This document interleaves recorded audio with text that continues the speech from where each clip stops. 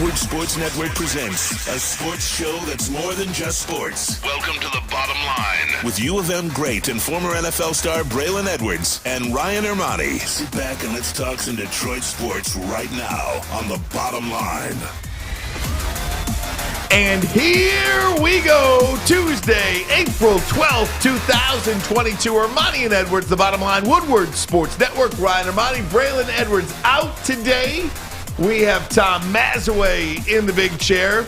Tom, good afternoon to you, my friend. What up, brother? How about those Tigers? How about them? Tigers up 3-0 right now in the top of the fourth inning. The old businessman special. Spencer Torkelson with a bloop double in his first career major league hit. Very exciting moment for the young man. Well, we got some great sports talk today, by the way. We're going to have a lot of fun today. Our good friend Kory Woods in the house as well. Kory, how we doing, my friend? Doing great. How are you guys doing today? We had so much fun with you yesterday. We said we got to get Kory back again today. Hey, I'm with it. I'm ready. Let's go. Good. And let's do it. And Matt, you mentioned the weather. It is a beautiful sight outside. I mean, these days like today, walking around Birmingham, it doesn't get much better than this on a day. And then you got the game downtown. Great stuff. So big show for you today. We're going to talk a lot of Pistons in the second hour of the show. We'll get you caught up on everything happening in the NFL. But we want to start with the NFL draft because 2 weeks from Thursday, all of the speculation will go away. And well, look, some of it. Only one round. Well, okay. All of the speculation on who will be taken in the first round will go away. It is kind of what we talk about from really October, right, until now. But so there's a lot of people out there now. There's some smoke out there, if you will, Tom Mazawey. No doubt. I want to put this up. This is 2 days in a row. This is kind of taking a hold now. First, we're going to do yesterday, okay? Chris Collinsworth yesterday puts this out there. Collinsworth says, don't be surprised if Georgia's Travon Walker is the first overall pick. I watched an extra hour of his tape just for fun. Nothing he can't do.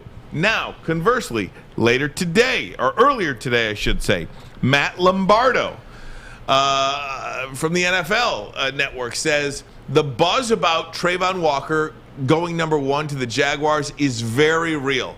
Have heard this from a GM and a couple of scouts who love his athleticism and think he's who Jacksonville is zeroing in on. So there's a lot of smoke now with Travon Walker. What does this signify to you, Tom? It tells me that nobody knows what the hell they're talking about because all of a sudden Aiden Hutchinson, no doubt about it, he's going to the Jacksonville Jags. There's not even a question about it. Now you got the big guys coming out, the Pro Football Focus guy, Chris Collinsworth, who nobody does more tape than Chris Collinsworth. The guy, you might not love him. You might not love him on Sunday Night Football. He's a pain in the neck sometimes. But you know what? The guy knows his stuff. And if he tells you Travon Walker is moving on up like the Jeffersons, and then this Matt Lombardo comes out and says it, where there's smoke, there's fire. Again, Jacksonville really hasn't said anything. The people at Jacksonville have always said, oh, yeah, look like it's going to be Hutchinson. Because I remember some Michigan people were down to watch Aiden Hutchinson at Ann Arbor. And they told the beat writers of the Lions, what are you even here for? He's not falling to number 2. He's going to Jacksonville. So now all of a sudden, Travon Walker is a guy that we've been talking about. Braylon's been loving on him for a long time. We've discussed him and how he could be the guy. And here it is now, where there's smoke, there's fire. And Kory, what's your take on Travon Walker, Aiden Hutchinson, and then Ryan, I'll throw it back to you even after that. Throw Malik Willis in there, who we talked about yesterday. Now who do you take if Travon goes? Well, me personally, I don't know what happened with Evan Neal, the offensive tackle. I don't know why he slipped, because I think if you have Trevor Lawrence out there and you're trying to build around him, you need to go ahead and get him some protection. I mean, you saw what happened with them last year. So if I were the GM of the Jaguars, I would go there because there are going to be other edge rushers later on in the draft that you can get. And I don't think there's that much of a gap between all of them. Having said that, if the Jaguars want to go in the direction of an edge rusher, I would go with Travon Walker. His numbers and Aiden Hutchinson, from their vertical jump, their box, and their cone drills, they're very similar. Where the separation is the arm length, the violence, the talent that they played against, and I believe that Hutchinson is not as quick as Walker. Walker is a violent, freakish athlete. He's a guy that if you're going to go and take an edge rusher at number one, I mean, that is who I would take. I mean, he has great instincts. You look at his tape, he knows when to drop back in coverage, when to go ahead and take off on the edge. He can overpower most linemen, and he has a high motor, plays from whistle to whistle. I like the pick for the Jaguars. If that's what they want to go with, an edge rusher, I would definitely take Travon Walker over Aiden Hutchinson. I have not been shy about it. Aiden Hutchinson is good, but I am not that high on him being a top 5 pick. Braylon has loved Travon Walker since the games were being played. Now all of this, the games haven't been played, and we have time to overanalyze this and analyze this and all that. These are the current odds at being the number 1 overall pick, and Hutchinson is still the favorite. But one of the things one of the things that this tells me is that there is no clear number 1 pick in this draft. There is no clear top 10 player in this draft. I mean, when these mock drafts started, mock draft 1.0, Travon Walker wasn't even in the top 15. No. So, what has happened from then and now, and that's where you get into all this testing stuff. And I know Collinsworth likes him. Everybody likes him. Travon Walker's a really, really great player, and I'm not saying he's not. And to be honest with you, I'm not sure Aiden Hutchinson would be a top 5, top 6 pick in any other draft than this one. There's a lot of good players in this draft. I'm not sure there are any really great players in this draft. Somebody that's going to be a cornerstone piece for you for many, many years to come. I got him. Who? Malik Willis. Other than Malik Willis, and maybe some wide receivers that we'll get to in just a little bit. But when you look at offensive linemen, edge rushers, are Thibodeau, Hutchinson, Walker, are these guys Myles Garrett type wrecking balls? We don't know. On the defense, we don't know. But it would appear, if I had to tell you right now, I would say none of those players will have the impact that Myles Garrett has had on his team. I don't think you're going to have to have your whole game plan to blocking that guy. Then that's not the guy you take then. That's why I'm so high on the Malik Willis train here too, right? There isn't an edge rusher out there that is night and day better than the other one. I mean, there are different edge rushers between Thibodeau, Hutchinson, Walker, that each of them do different things better than the other one, but you can't just say night and day that this guy's better than the other one. So, I mean, it's a wild draft. When you go from 1 through 15, 1 through 20, there is just not one guy you can just hone in on and say that is the guy.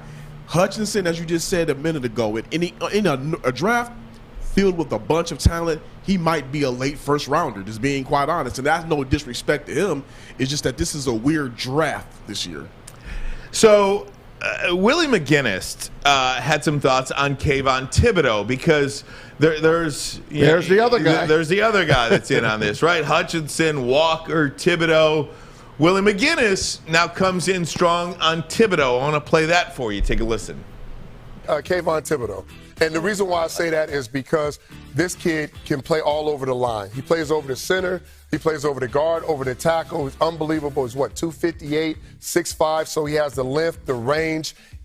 One of the fastest get-offs I've seen in a long time. He gets off the football. And when you look at pass rushers, the one thing that I look at is how many moves do you have at a young age in your arsenal. He has multiple moves. He has a speed rush. He uses the long arm. He can beat you inside, and he can speed the power and run you over. I saw him run over guards. So Kayvon Thibodeau is probably that guy. He's the most. And again, I'll just go back to this, and there's a lot of people that know a lot more about this stuff than I do. But just watching the games, I just get a sense that there isn't one player defensively in this draft, as far as the edge rushers go, where offenses are going to have to spend an entire game plan on how to block that particular player. There's no J.J. Watt. There's no T.J. Watt. There's no Nick Joey Bosa. There's no Myles Garrett in this draft. To me, there's just not that guy. Yet another reason why you're hearing, well, Hutchinson here, Neal here, Walker here, Thibodeau here. these names are interchangeable because there isn't that guy out there, which all right, so what do you do then? What do I do if I'm the Jags, or what if I do if I'm... If the Jags take one of those, let's just say they take Walker at number 1. Now you got Hutchinson there, you got Thibodeau sitting there, and you got Malik Willis sitting there. If I'm you the also Lions, have the whole bunch of wide receivers. Go ahead, if I'm the Lions, I'm taking Malik Willis because I think when you name, and that's the point I wanted to get on the last time I said, when you name all of those edge rushers, I think they're only going to be as good as the scheme they're drafted into. There's nothing that they can come in day one and they set that scheme, they set that defense on fire. Malik Willis, this can be your potential quarterback of the future. If you do not take Malik Willis at number 2, I honestly don't. I sat down and thought about this last night. If you don't take Malik Willis at number 2, don't draft a quarterback at all this year. I agree. Because the thing is, I think if you don't take Malik Willis at 2 and you take a Desmond Ritter or a Sam Howell. Unless you want to talk to me, Kory, about a Carson Strong in the 4th round or 5th round or something like that. Maybe something like that, just to get a guy that'll come into training camp and can beat out David Blau or Tim Boyle. Okay, fine there. But in any of those first 1 through 3 picks, I think taking a quarterback other than taking Malik Willis number 2 is a wasted pick because none of those guys are going to be the Lions quarterback of the future. If you're going to do that, might as well just go ahead and invest in Jared Goff. I know everybody's high on defense, right? Everybody's high on defense. And again, you hear the names Walker and Hutchinson and Thibodeau. Hell, you can go to Stingley and Sauce Gardner and Kyle Hamilton. That's another name we have not mentioned, Kyle Hamilton. But You mean not mentioned today? Huh? You mean not mentioned him today? Not mentioned him today. Because that's all we've been talking about. So there's an interesting chart that's out. Dan Orlovsky put it out. And I want to talk to you about it. And it leads me to believe if Willis is not the pick by the Lions at 2, I've got another player or another position I think they should go instead of on defense. I'm going to let you know what that list is, who those players are. We'll do that all next. If you want to get in, we did get the phones working. I'll give you the phone number, 313-552-6322. 313-552-6322. The second most important position in football right after the break. Ermanni and Edwards, Bottom Line, Woodward Sports Network. Detroit. Everything that we've hoped for, finally. He's going deep, right side. Oh, that is Edwards out there. He goes up in the air at the goal line. Hey, it's Brandon Edwards here, wanting to welcome the sports marketing agency to Woodward Sports Network, to the family. Glad to have you guys. For the last decade, the sports marketing agency has literally leveraged athletes around issues such as mental health and substance abuse. It's all happening now.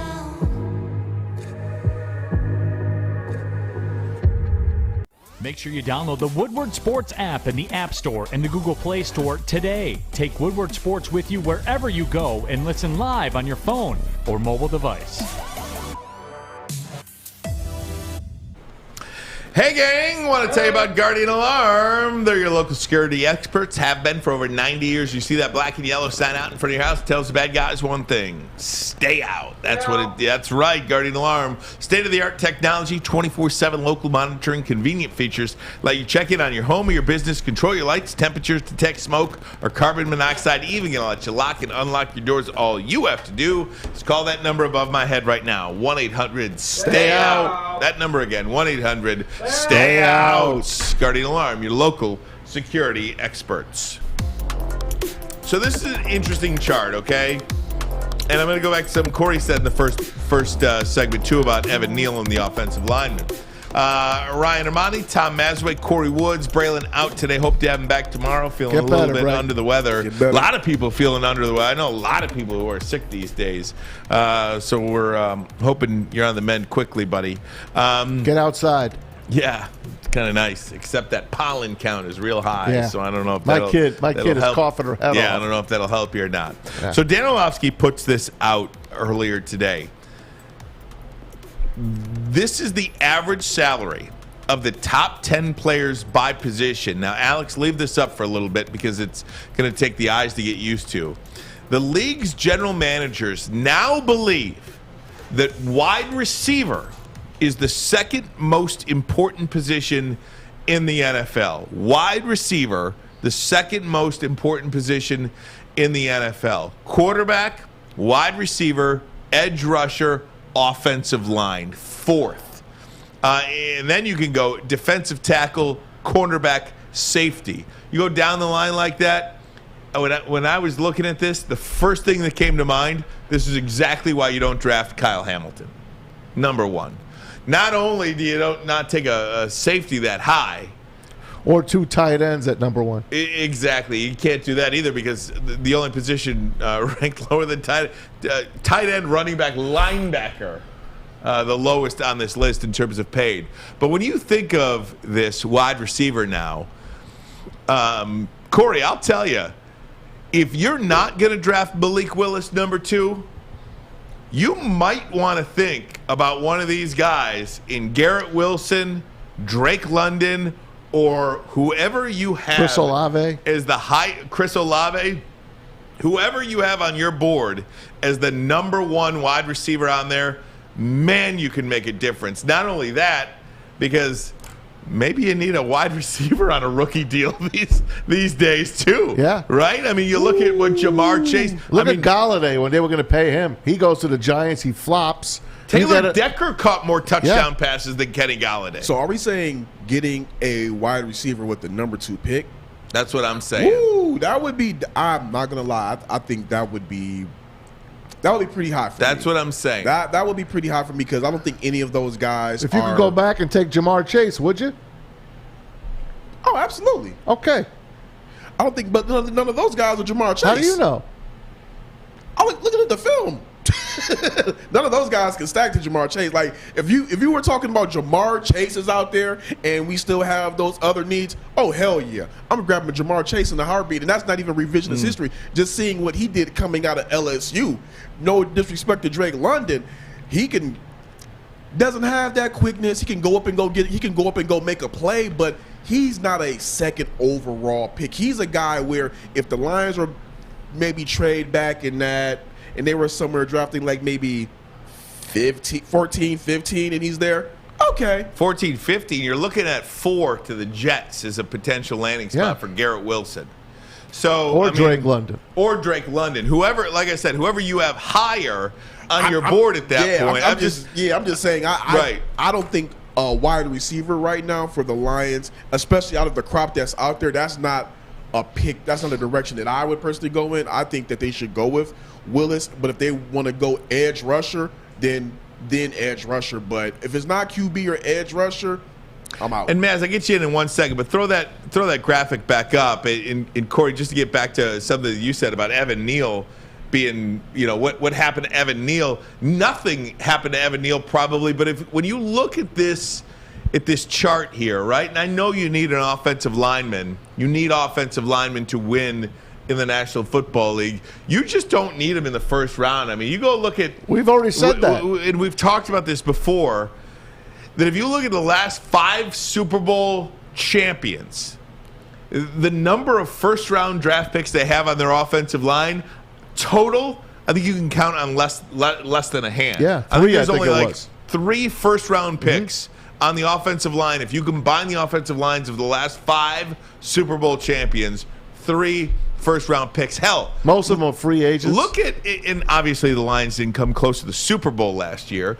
However, look at Frank Ragnow on the Lions, right? He goes down. He is widely considered the best center in football. Is he not, potentially? Yeah. If he's not the best center, he's up there. He's certainly up there in top 3, just for argument's sake. We'll call him that.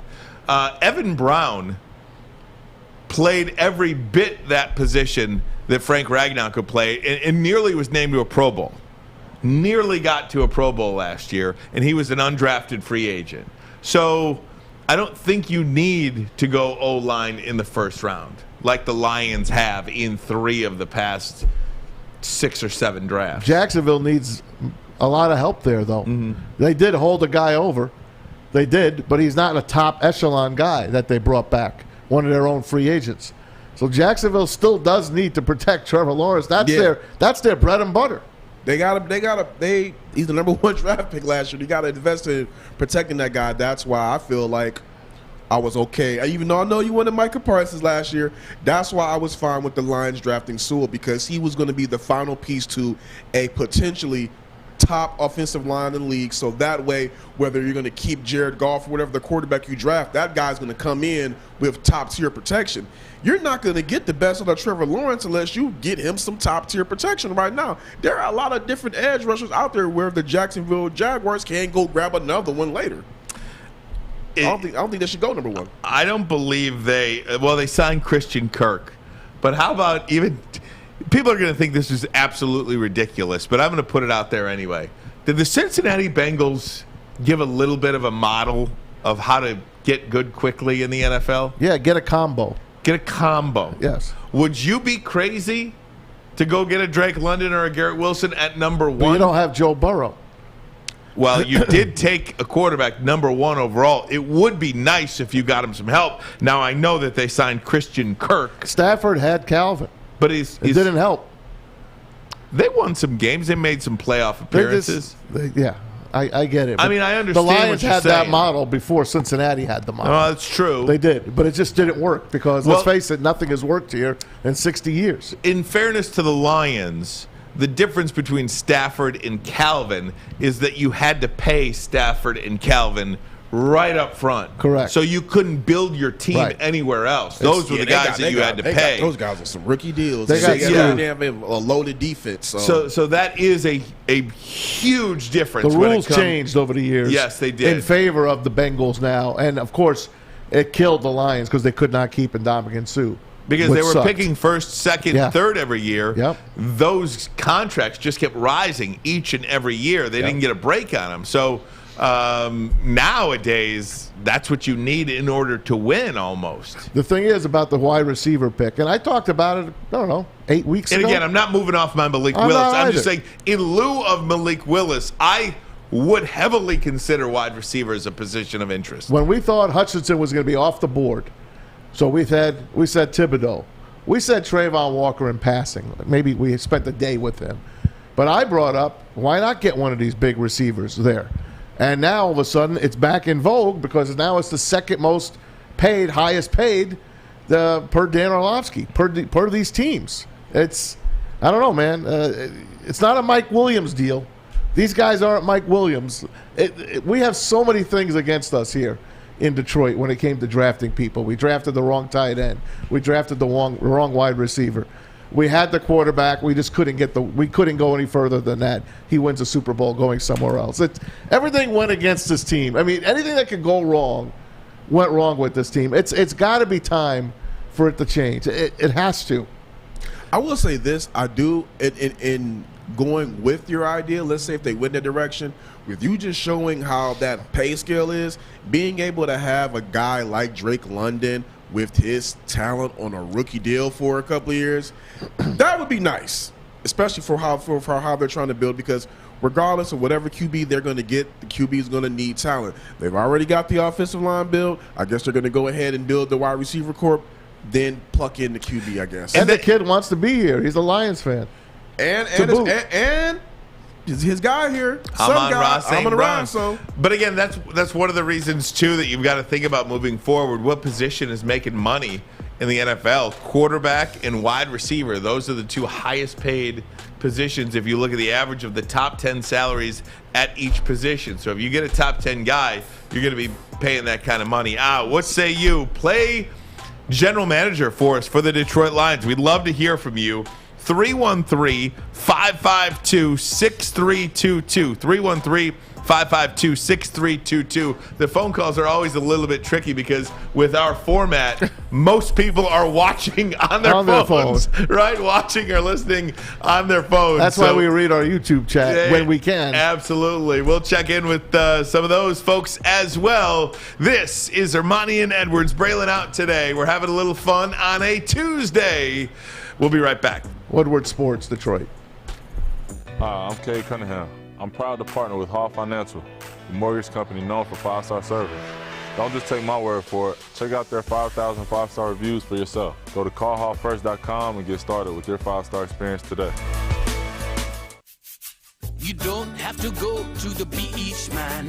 You don't have to get your butt crack full of sand. You just need a little chili peppers, man, to get that glowing beach chili peppers tan. Woo!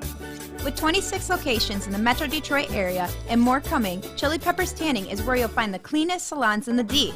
Join the Pepper Club for the best deals on unlimited tanning. Head to chilipepperstanning.com. You just need a little chili peppers, man. What's up, everybody? This is Flannel Sam with Sticker Genius. Sticker Genius is the official sticker partner of Woodward Sports. When it comes to stickers and signage, think Sticker Genius. Sticker Genius was actually responsible for putting all of this beautiful Planet Fitness signage all over our studio, and they did it in less than 24 hours.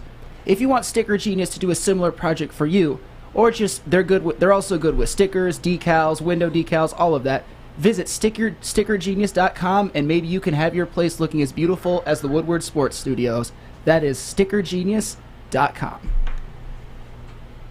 Hey, gang, it's Maz from mybookie.ag. I was just checking the last-minute bets here on the Tigers. Tigers leading right now 3-0 against the Boston Red Sox. It's looking good for them right now. How about all these guys hitting balls? Akil Baddoo got his first hit today. So did Spencer Torkelson. You can get on there and bet this game live right now. Make sure you use the promo code Woodward. Woodward will double your first deposit all the way up to $1,000. mybookie.ag. Use the promo code Woodward to double your first deposit all the way up to $1,000. You can still bet on the Tigers if you want. Bet them today. You could bet something for the futures. How about the over/under? Still 78.5. If you want to get some action on that, just use the promo code Woodward. MyBookie. Bet anything, anytime, anywhere with MyBookie. If you have a problem gambling, please use the Michigan Problem Gambling Hotline. 1-800-270-7117. This is just so much fun talking this NFL draft stuff. I mean, it's why we all play fantasy football, right? I mean, Maz, you're talking to me about rotisserie baseball today, and you literally called it. That's what it is. Rotisserie baseball. Well, and mine's an auction league. It is the rotisserie style. Explain for the kids at home. It's different categories. It's hits, runs, RBIs, home runs, stolen bases, innings pitched, walks, hits, runs, errors, all of that kind of jazz. This league has been going on for 38 years. I've been a part of it since, 1998. So what would that give me? Well, about 20 years. About 20 years I've been in this league. And it's American League only. So you got to know the dregs of the American League to notice. It's 12 teams. I don't even want to tell you how long it took on Saturday to do the draft. Oh, my God. I'll take a guess how long it took to do a draft where some people were in Grand Rapids and the rest of the people were on Zoom. And it's an auction league. 6 hours. Keep going. 12 hours? 9 hours. Get out of here. Including an hour for lunch. Get out of here. I swear, I wish I was kidding. I'd have walked away from the league at that point. My buddy literally, he left, and he's my partner. Yeah. I got to go. I had to draft the last hour on my own. Oh, my God. That's incredible. It takes the life out of you. But playing this fantasy sports as Lions general manager, I think that's really, one of the reasons why we're all sports fans. One of the reasons why we yell at the TV so much, because we think we could coach better than these guys. We could pick better players than these guys. It's just what it's part of being a sports fan. So I will ask you guys, because there is heat here with Travon Walker, if Walker is the pick at 1 to the Jags, do you just go with Hutchinson and call it a day? No. I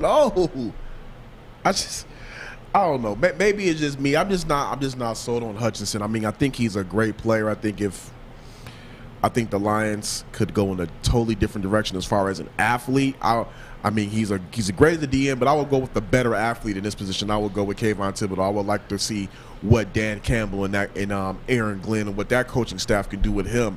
With Aiden Hutchinson, I'm just going to say it. If Aiden Hutchinson did not go to Michigan, this city would not be clamoring over that pick. Flat out. That's the only reason I think that people are up in arms about it. If Aiden Hutchinson did his same production, but he was at, say, Georgia or Oklahoma, Say in Oregon. Georgia. Or Oregon. Yeah. Say Oregon. Nobody will be like, you got to take Hutchinson. You got to take Hutchinson. Nobody will be saying that. And I don't know too many Michigan people that are saying you got to take Hutchinson. I love Aiden Hutchinson. I love what he's done for the Detroit Lions. I just For the don't. Michigan Wolverines. Excuse me, for the Michigan Wolverines. I just don't know for the Detroit Lions if that's the right pick because you got those Okora guys that are coming back too. I mean, that's nothing. It's still the worst ranked defense. It's fine. It is. And I know they got it. I will say this: they got to get an edge at some point in that first round, And whether it's 2 or 32. They got to get an edge. I mean, what if you go with Willis and then Nakobe Dean? I don't necessarily think you need an edge right off the bat in that first round. I do, because granted, the Okora brothers, it's a nice story, but they still need to improve in that. Like you just said, Matt, they were one of the worst, and it's some guys out there in that later round that they can go ahead and get. I would say Nakobe Dean he's bad too. I'll do this. If you're going to take a quarterback at number 32, you might as well just take it at 2. And if you're going to take an edge rusher at number 32, you might as well just take an edge rusher at 2. Why not take the best one available to you at that point? But do you know who it is? Who is the best one? Well, that's up to them to decide. I would like to believe that they would have that kind of, intel. They've done their homework to decide which one is the best one. I just want to remind you all of the pro day that Hutchinson did and the combine. He was A+. A+. It put him on top of everybody. Everyone ranked him number 1. He's a slam dunk. So if Travon Walker goes number 1 to Jacksonville, you're on the clock, Ryan. Can you imagine if Walker goes 1 and then they get to the podium and Roger Goodell says, with the second pick in the 2022 NFL Draft, the Detroit Lions select Kayvon Thibodeau. This city's going to over explode. Hutchinson. It's going to explode. Are you kidding me? Then guess what? Houston would be so happy because they love Aiden Hutchinson. Who doesn't love Aiden Hutchinson? He said he loves Houston. He does. He said he loved Houston. He'd probably rather go there. I'll be damned, man. Guys, I'm still taking the quarterback. Let's go to the phone lines. Let me see if I could do this correctly. I just got to hit the red button. Not the red button, I doubt. I think red hangs them up. Can you do that for me, Sam? Sorry. I'm still... You put him... Oh, there we go. Got it. The lightning bolt. That's what it is. Sam, how you doing, buddy? Doing great. How are you doing today, Ryan? Doing fantastic. Today, Mav, Kory? Hey, Sam. How's it going? What do you got? A little NFL draft talk? Yeah. I was hearing you guys. You're talking about, we need to get an edge in this draft. I hear, why not grab a wide receiver today? Everybody's, equivocating on everything they know and have seen on film. What are we talking about doing? Well, I think the edge rusher, and thanks so much for the call, big guy. Certainly appreciate it. I think the edge is, if you, I don't know, well, I guess, can I use the analogy? If you put a gun to my head, I tell you, well, it's 2020. Yeah, you put a gun to my head, I'm telling you they're probably going to take an edge. Somebody, whether it's Thibodeau, Walker, or Hutchinson. Whoever is around, that's who they're going to take. Well, I know one guy that'll be super excited about that, and his name is Mike Tomlin. Mike Tomlin would love the Lions to take the defensive end and let Malik Willis start slipping down the board. Now, will Carolina take him or Kenny Pickett? Because Carolina's taking a quarterback. Then you still have Seattle, and what's the other team that's up at 7? Carolina? Yeah, Carolina's going to take a quarterback at 7. Who's 9? Seattle? Seattle is 9 because they traded with Denver for Russell Wilson. There's another team up there that needs a quarterback. Was it the Giants that up there? There's going to be some quarterbacks going. But Mike Tomlin would love if Malik Willis started to slip because then he could make his move and move on up to get him because there's nobody that looked New Orleans. Is New Orleans who you were talking about? Yeah, exactly. The Saints. Here's the one thing I'll say about this draft. Whomever the Lions get, I pray that this guy kills it whenever he touches the field. Obviously. Here's why, because there's going to be so many people that will say, they blew the pick. It's the Lions draft PTSD. No matter who they get, if anybody else hits, they'll say, "Oh, the Lions blew the pick. The Lions blew the pick." It's such a weird draft where there's no real separation of talent between all these guys. So hopefully the Lions say they just, in my opinion, I would hope they can somehow trade out of the pick and somehow get a haul and still get, trade back a couple spots in the first round. That way they don't have the pressure of blowing the number 2 pick. Yeah. And we don't anticipate that's going to happen, right? I mean, we don't anticipate a trade at this point. No. Because there's just not that guy up there to go trade for. Yeah. Right? I mean, he's not in this draft. It would just be a dream. For me, I'm just spitballing as a dream scenario. But yeah, you're right. There's nobody that's going to trade up to get that guy because they're like, hey, I mean, we don't get that guy. We're cool with getting X, Y, and Z right here. Well, we're going to stay on it. I mean, this is something that I think a lot of people are interested in. I certainly am. And, whoever they pick, Kory, I think you're right. You're always going to have an eye on, right? Like the Lions picked Terry Fair. Well, they should have gotten Randy Moss. Of course. They take Jeff Okudah. They should have taken Justin Herbert. They take Eric Ebron. They should have taken Aaron Donald. This draft, though, you feel like no matter who they take, there's about 10 guys that are going to be picked afterwards. They're going to be pretty good. It's not just going to be one. It's not going to be one. It's going to be 10 guys picked after them that I think you're going to point to. By the way, you see who's getting his hair did? Stick is in the chair. Oh, yeah, look at Stick. Look at Stick. Yes, there's Stick over Melissa, there. cut that hair off. There you go. Hey, we talked about it yesterday. Adam Schefter did apologize for the tweet. You'll hear that apology. And there's some weird stuff going on about the story. There is. Where Dwayne Haskins was running. Oh, we'll do that. Ermanni and Edwards. Woodward Sports Network here in Detroit, Michigan. Hi, my diamonds. It's Crystal with an X. You want to get hot and perfect like me? Here's my super easy routine. Drink at least a gallon of water before you wake up. Attach a weight to everything in your house. Hello? Sell your car and just sprint everywhere. Scream when you exhale. Don't follow Crystal with an X. Do your own thing at Planet Fitness with tons of equipment and free fitness training in our clean and spacious clubs. Join now for just $10 a month and cancel anytime. You asked for it and we listened. The Seafood Festival is back at Big Boy, including a Friday night seafood buffet. Catch it while you can, available at participating locations until April 24th. Also available, the new fish sandwich. We'll see you at Big Boy.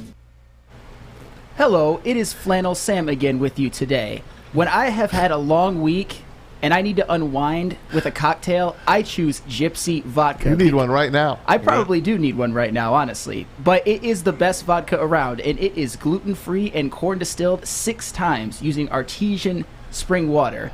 And unlike other vodkas, it goes down nice and smooth, so when I take a sip, I don't make that pain face that I usually make after I do other drinks. We all know what that pain face is about. So you should just try it because it is great vodka. Try a bottle today. Ask for it by name, Gypsy. And as always, drink responsibly. Well done. Fresh, juicy, hormone-free chicken. That's right. That's what happens at Wing Snob. Wing Snob has the best traditional wings. Try out signature sauces, Jamaican jerk, or lemon pepper. The wings are tossed to perfection in any sauce you pick. So you can order them online and look for a location near you. Wingsnob.com, wingsnob.com. We just have better wings. Hey, Al May put out a poll on YouTube. His poll reads, if the Jags throw a curveball and go with Travon Walker at pick 1, should the Lions pick Hutchinson? Absolutely is 69% right now. No, I want Willis or someone else is 31% right now. So they want you to jump on Aiden Hutchinson. At least 69% of the YouTube audience does. Hometown favorite. That's all it is. That's just my opinion. Would you be disappointed? I would not be disappointed because I feel that whomever the Lions take, Brad Holmes has earned enough so far to trust him based off of his track record with the Rams, based off his draft last year, and what the Lions are building in culture-wise in that locker room. these guys are better at the job than me. That's why I'm sitting right here. But it's just my opinion of what I would do. So if they go with Aiden Hutchinson, it is something that they saw about what he would add to that locker room and to that team. Hey, nobody watches more college football than you and Braylon. Mm-hmm. So I'm going to ask you. Make the pick. If Travon Walker is number one. It's Malik Willis for me. It just is. And I don't mean to sound like a broken record, but I'm going to sound like a broken record. And I'll make the point that Kory referenced yesterday. Jared Goff is a free agent in 2 years, okay? In 2 years from now, you're going to have to make the decision whether or not to pay Jared Goff $30 to $35 million a year. You can't win like that. You cannot pay Jared Goff that kind of money. So I think you need to get your quarterback now, develop him for a year. If you so choose to do that, if you want to put him on the field game one, do that too. But you need to take Malik Willis in this draft because you cannot afford to pay your quarterback, who's a non-Hall of Fame quarterback. Jared Goff might be a very successful quarterback. Define success for you. I don't know what that means. Got a hot girlfriend. But I don't think you have the ability to win or build a team without a quarterback on a rookie deal. I think that guy is in this draft. I don't think you can wait till next year because you're going to win at least 6, 7, 8 games next year. At least a minimum. That's not going to put you in the top 2 because you're going to need a top 2 pick. Those quarterbacks are going 1 and 2 next year. C.J. Stroud and Bryce Young, and maybe even the kid, who's the kid that transferred? Big kid. I forget his name right now. We just talked about him yesterday. We just talked about him yesterday. From Boston College. Boston College. Yeah, what's his Boston name? College quarterback, a transfer. And my thing is, if the Lions are in the position again to be picking in that top 3 for the 3rd year in a row, then what are they doing? By the way, Malik Willis in Carolina today visiting the Panthers. Yeah, I mean, he's not falling past 6. You don't think? He's not because the falling rumor past was 6. is they like Kenny Pickett. Okay, let me say this. I think Malik Willis is the best quarterback in this draft. If Brad Holmes thinks it's Kenny Pickett, then take Kenny Pickett. I'm talking about Carolina. I know, but I'm just saying you've got to get the best quarterback on your board this year. That's what I'm saying. I will throw this one wild card name out there. And I keep forgetting about this guy, but if the Lions, let's say they go with edge rusher, Hutchinson, Walker, Thibodeau, whatever. If they do not go, if they go with either one of those guys, I still would not want them to draft a Desmond Ridder or Sam Howell at number 32. I would like to see if they can somehow maybe I don't know where he's projected right now, but Caleb Ellaby out of Western Michigan, that's a guy that I would like the Lions to possibly look at bringing in, going ahead and drafting, because outside of that, I don't want to see the Lions just getting any quarterback this year. He couldn't even beat Michigan this year. I would give him a look. I went back, and I don't have the paperwork on me now, but I looked at the 16 playoff quarterbacks from this year. Yeah. There were 12 first-rounders, 12 high first-rounders. Mm-hmm. Tom Brady's the unicorn in the 6th round. Of course. Dak Prescott was a 4th-round pick. And there were 2 others. But if you look at the Derek Carr? Derek Carr was a 1st-round pick, though, I think. Right. If you look at the 2 Super Bowl quarterbacks, they were both 1st overall. It's... Well, we've had 2 first overalls. I understand that. Back to back. I understand that. I will say in this NFL, it is unfair. Well, fair, unfair, however you want to define it. It's not like the Lions got to build a championship team around Matthew Stafford when he was on a rookie deal. And that is a big part. That is a huge element to today's NFL. And I don't think it's apples to apples anymore. What the Lions had to do back in 2008 when they took Stafford, or 2009 to today. Here's the order, by the way. Tankathon has it 16 days, 5 hours, and 15 minutes and counting to the NFL draft. I was telling you about pick 6, which is Carolina. 7 is the Giants. 8 is Atlanta. That was the team. That was the wild card for me. Atlanta. Then 9 is Seattle. 10 is the Jets. Seattle, Atlanta, and the Giants and Carolina could all pick a quarterback. They could all pick a quarterback. There's gonna be 4 or 5, and again, it's all about having that 5th year of control with a rookie quarterback, right? I mean, that's why you take that guy. In the first round is the only round where you get that 5th year option as a team option. Let's go to the phone lines now. We'll bring in John. John is on with us right now, Woodward Sports Network. How you doing, John? Hey, I'm doing good, Ryan. How you doing? Doing great, man. Thanks for the call. We really appreciate it. No problem, man. No problem. I kind of got 2 things, if that's all right. Sure. Yeah, I got all the time in the world for you, bud. All right. So I got a situation or a comparison for you guys that I want to get your opinion. So if you look back at the 2011 draft, right? At the top of that draft class, Cam Newton went 1, and then Von Miller went 2. So, I mean, obviously, Denver, they didn't have the option to select Cam Newton. But do you really think that Denver, looking back on it, lost that trade by not getting Cam Newton, who was an MVP? Well, no, but they did have the perfect storm of being able to go out and get Peyton Manning, too. So it's... But you didn't know that at that time. No, you did not. At that time, no, you had Tim Tebow. Absolutely. Now, even if you take a rookie quarterback, John, and he fails, you can go out and get a Peyton Manning because you have money. Because you didn't put it into that first-round pick. They're only making a certain amount of money. So even if Malik Willis fails or Kenny Pickett, anybody you want, insert name there, the Lions can still rebound better that way than failing on a defensive end. Oh, yeah, no, definitely. I certainly get that. I just think that when you look at it, let's say Malik Willis was to go on and be an MVP, and the Lions draft their edge, and he's a great player. I don't think you necessarily lose by not getting Malik Willis because he's a good quarterback. Because, like you said, man, you could get one down the road. I know, but let's go back. I think you only lose if the edge is a bust. Hey, John, let me tell you, if the Lions pass on Malik Willis and he turns out to be a Russell Wilson, I mean, I at that point, I just give up. Listen, I might give John, up. let me give you this. If Penei Sewell goes to the Hall of Fame and my guy, my cowboy, Micah Parsons goes to the Hall of Fame, who do you think was more important to their team? Yeah, that's true. That's true. Yeah, definitely. I see what you're saying there, because Michael would be definitely more important. John, here's the second one I got for you. And this is kind of more from Maz. Maz, I was just listening in, right, and I think I know that team you were thinking of.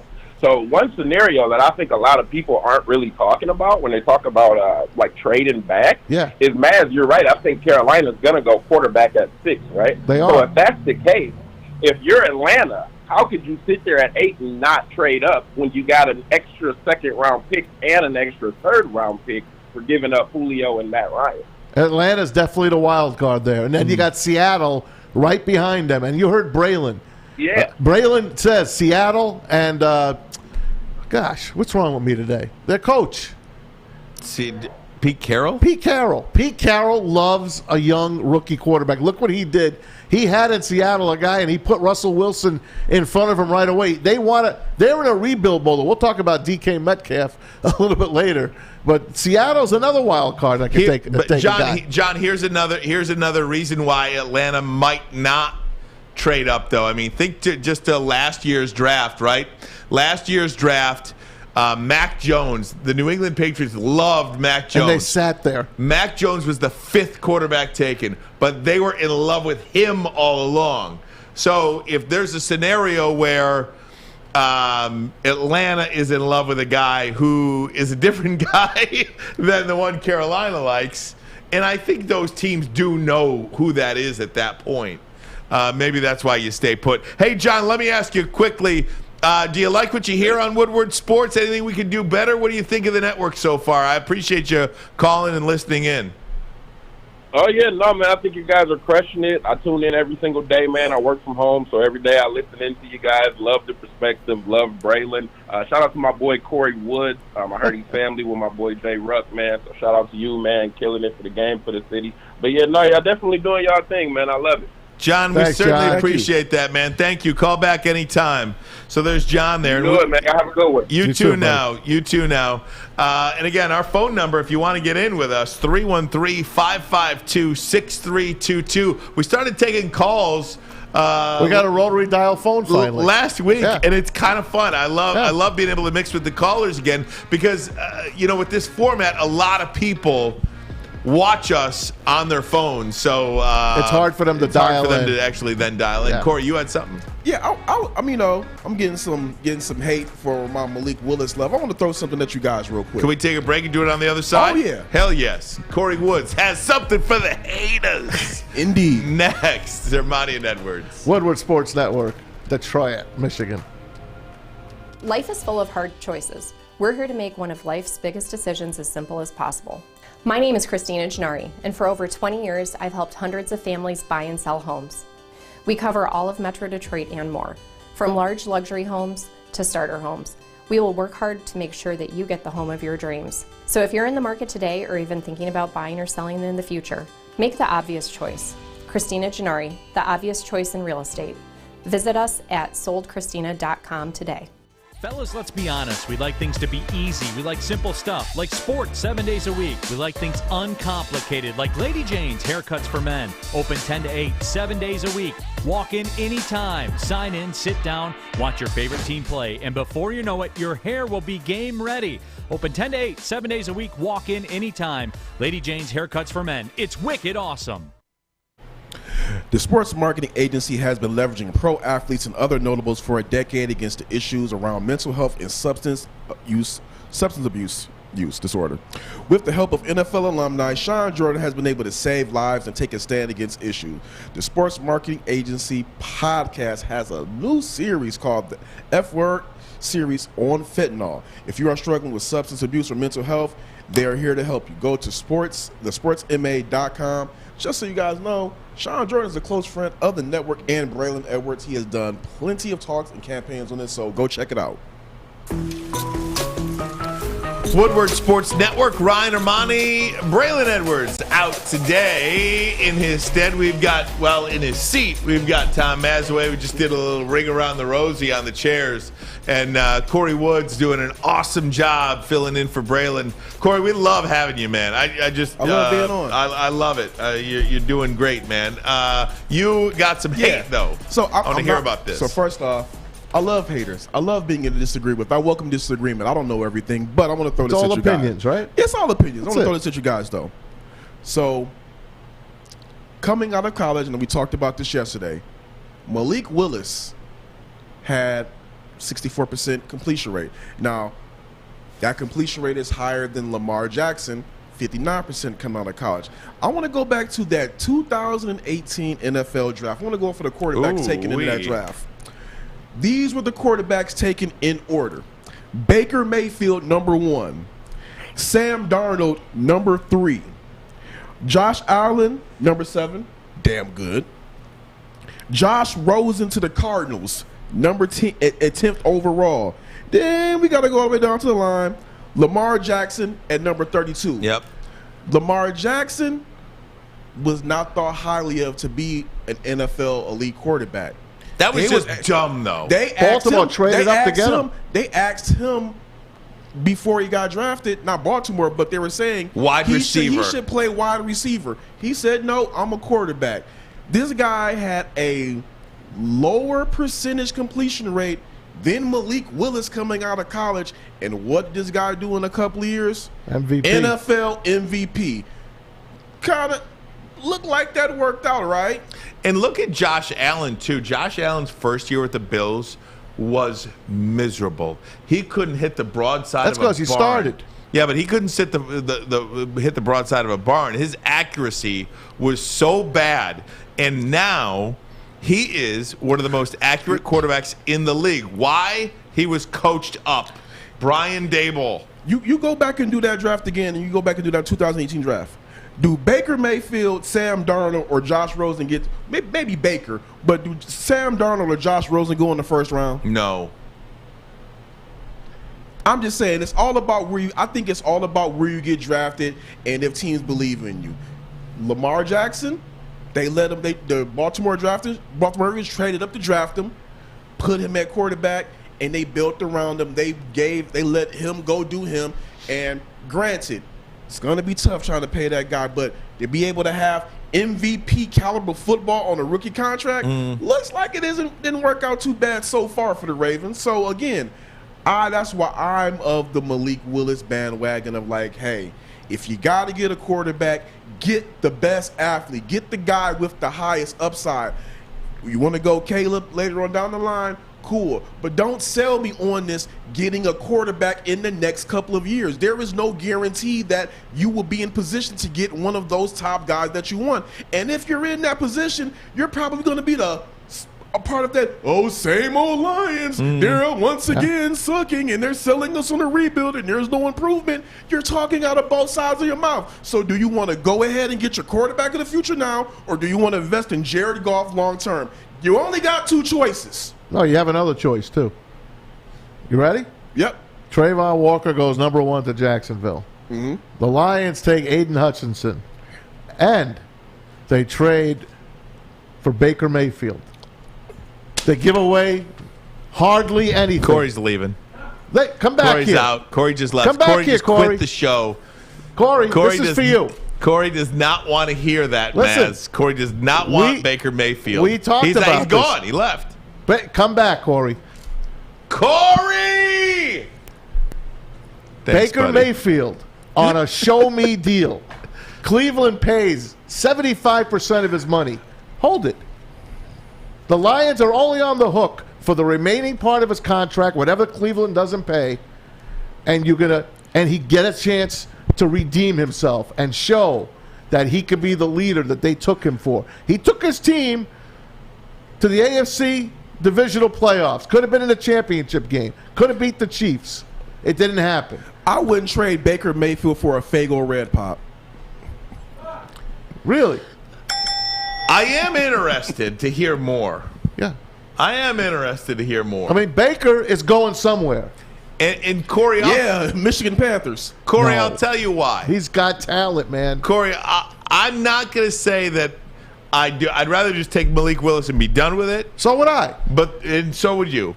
But the idea behind Baker Mayfield is this, and I would hope for this, and I've said this before. I'm going to reiterate myself in case there's new people to the show here, because the Tigers are on right now, so we're the only show in town. Maybe we got some new people listening to us. 3-3, by the way. And if we are, if you are new to the show, we hope you like what you're getting. Woodward Sports Network, tell a friend about us. We're on YouTube live every single day. From 2 to 4, and then, of course, you can get us anywhere podcasts are found as well. And our app. You can listen to us just like you hear in the radio. Beautiful. Woodward Sports. Absolutely. Once a person gets humbled, and Baker Mayfield has been humbled big time, unlike anything else, I think that changes you. And I hope if you're a person who likes personal growth, if you're a person who likes to have their life trajectory go like this, then I think moments like that are seen as a positive, and you use that for the betterment of yourself. As Adam Baydoun walks into the studio, Adam's and going to just take the mic if he hears this off. conversation, so go out because you do not want to have your blood pressure going up. But I just look, when people get humbled, that changes them, and in many times it changes them for the positive. Listen, someone is going to get a hell of a quarterback in Baker Mayfield. Somebody is going to get a winning quarterback in Baker Mayfield. I am telling you right now, he is going to change. Yeah, the fan-controlled football league. They're going to get a great quarterback. Okay. Fan-controlled football league would be great for Baker Mayfield. I would love to see him. I would love to see Baker Mayfield as the face of the XFL, but keep Baker Mayfield the bleep away from the Detroit Lions. He ain't Johnny Manziel, man. We're gonna jump back into this. We're gonna jump back into this conversation. in just a little bit, guys, because this is too much fun. I do want to take a break, though. Top of the hour here coming up. I do want to make mention. We want to get into some Pistons talk here. Sean Murphy from our Woodward Pistons team here at Sean Half Court is going to join us next. Some interesting things happening on the Pistons front. Exit interviews yesterday and today. You'll hear some of that. And what Paolo Banchero and Jabari Smith are doing that makes you think Detroit is a destination. Ermanni and Edwards. Thank you, Adam. Woodward Sports Network. Woodward, he just flipped me off. HR! Cintron is the official energy drink of the Red Wings, proud partners of the Detroit Pistons, and exclusively served at Little Caesars Arena. If you're looking for premium ingredients, long-lasting energy, balanced hydration, essential vitamins, and great taste, Cintron is your top choice. Make sure you download the Woodward Sports app in the App Store and the Google Play Store today. Take Woodward Sports with you wherever you go and listen live on your phone or mobile device. Hey everybody, it's Mads for the Folding Warehouse in Hamtramck. Chris and Noni Hunt, your wonderful hosts. And Chris invented this crazy game, football and bowling put together. Two of my favorite sports. All you got to do is throw some horse racing in there, and I am totally going to be there every day. So check them out. A couple ways to play. $10 unlimited open play, or have your own private lane reservation. 10 or 12 of your closest friends and family. That costs you $120, but you get it for 2 hours. Get your drink on. They got over 100 beers to offer. The $2 mystery beer machine, multiple full bars as well. And if you're hungry, you could order in, bring your own food in, have a picnic. The place is gigantic. So show up, just get your foal on and do it quickly. Tell them Woodward Sports sent you, and check them out at foldingwarehouse.com. Hey, you guys have to go hit up Planet Fitness. That is where my gym membership is. I'm actually down 10 pounds as it is at the Judgment Free Zone. We are live right now in the Planet Fitness studios as it is, because you know why? It's a great place. Planet Fitness is the home of the Judgment-Free Zone, where you can work out in a non-intimidating, judgment-free atmosphere. Just $10 a month, or if you're like me and want to work out with your friends, you got to get the Black Card, $22.99. Black Card members enjoy use of amenities such as unlimited tanning, the hydro massage, the massage chairs, which are pretty dope, and total body enhancement, along with access to over 2,000 locations worldwide. Damn. And unlimited guest privileges. Join today in the club or online at planetfitness.com. No matter where you are, there is a Planet Fitness close by, now open in Midtown at the Detroit Pistons Performance Center. $0 down, 10 months, $10 a month. Go sign up today. Just $10? Just $10. I love it with Sam. Hey. Just $10? Hey, you thought you were getting creamed? I'm getting slaughtered on Baker Mayfield. By the way, I still want Malik Willis. But you know what? If Baker goes to the Steelers, watch out. I want to get back into that Baker Mayfield talk, okay? Watch out. We'll get back into it, but I want to hit on some Pistons discussion right now.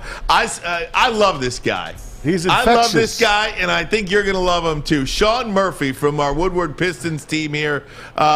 He's going to join us, and we have him. Adam, there we go. There he is. Yeah, baby. I don't hear you, though. I don't hear you. We got to get the audio. I don't hear you, but it's all good, man. Sean? I don't hear him. I don't hear him. We'll work on that. Come on, Sean. I don't hear him, but we'll get to him. Traveling. Look, I love this kid. He is so positive and so infectious, and you're around him. He was in the building last week, and he's just the nicest guy in the world. So I said to Maz, Maz, you got to book this guy for me. I want to talk some Pistons with him, and that's what we're going to do. They had some exit interviews going today, and I heard a little something on Dwayne Casey. And I want to bring it up to you guys. And I'll wait. Should I wait for Sean, or should I throw it out there? I don't know. Do we have Matt? All right, he's still working it out, so we'll just talk about it. I just want to say, Killian Hayes, and I went to one of the last games of the year against the Mavericks. By the way, Luka Doncic of the Mavericks, he is hurting. He's got a calf strain. They do not know when he's going to be available to play. So the Mavericks, without him, will not do any good. But I watched Killian Hayes pretty close that night, and I've seen him over the last year. He has played his 82nd game in 2 years. So, like we said, last year was kind of a tryout type of year. He played 20-some-odd games last year. This year he played 60-something. Check, 1, 2. There he is. He's there checking. We go. We got him. We can hear him. All right, I'm going to hold off then. How are you, Sean? What's going on, guys? How you doing? You, Ryan, baby. Maz?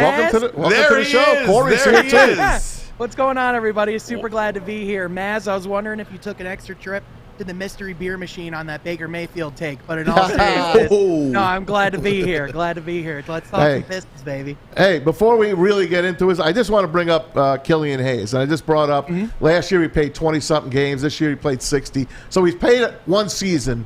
It took him 2 seasons to get to one season. The kid is not a good shooter.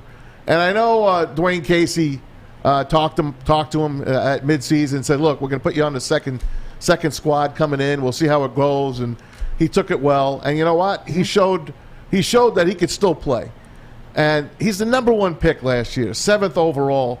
But a kid that really is not a good shooter. You think this guy could learn how to shoot going forward? Or do you think they're just going to see what happens with him? Maybe he disappears like most of our draft picks disappear and go to other teams like Spencer Dinwiddie, all of that kind of jazz. And then they pick another guard to go along with Cade Cunningham. What's your take on Killian Hayes?